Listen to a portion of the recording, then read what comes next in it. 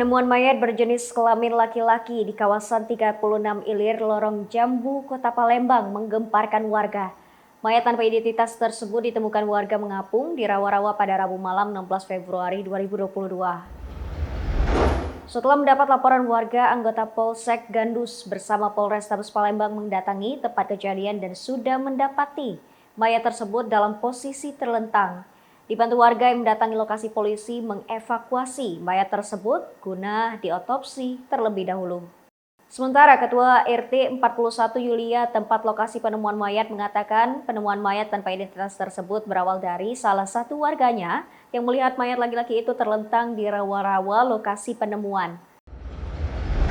Menurut Yulia, mayat tersebut bukanlah warganya karena dirinya tak mengenali sama sekali wajah mayat tersebut. Mayat laki-laki tanpa identitas tersebut dibawa tim identifikasi Polrestabes Palembang ke Rumah Sakit Bayangkara untuk dilakukan identifikasi dan otopsi lebih lanjut.